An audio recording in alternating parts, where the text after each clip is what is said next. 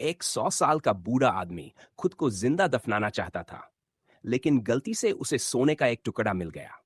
वह इतना उत्साहित था कि उसकी आंखें चौड़ी हो गई और वह पागलों की तरह खुदाई करता रहा। अचानक उसके सामने और भी सोना दिखाई देने लगा।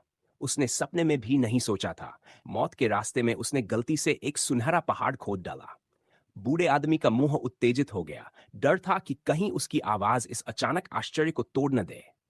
इस सोने के साथ उसका जीवन का दूसरा भाग निश्चिंत रहेगा, लेकिन कौन जाने यही सोना उसे एक अंतहीन खाई में भी ले जाएगा। बूढ़ा आदमी सारा सोना लेकर शहर की ओर चल पड़ा।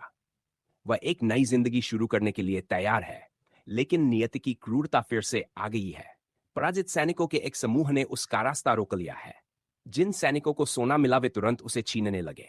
हालांकि बूढ़ा आदमी बहुत गुस्से में था, फिर भी इतने सारे सैनिकों के सामने उसकी सांसें रुकी नहीं।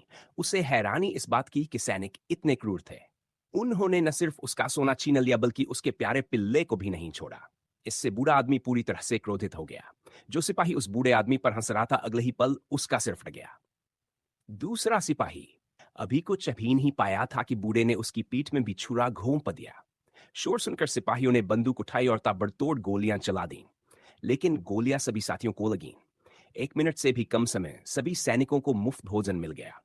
हालांकि उसने बहुत सारे सैनिकों को मार डाला, लेकिन संकट हल नहीं हुआ, क्योंकि दूर से टैंकों की तेज आवाज आ रही थी। वह बदहवास था और भाग गया। बूढ़ा जिस दिशा में भाग रहा था उसे देखते हुए अधिकारी ने उसका पीछा नहीं किया, क्योंकि वह जानता था कि सामने की ओर बारूदी सुरंग सोबला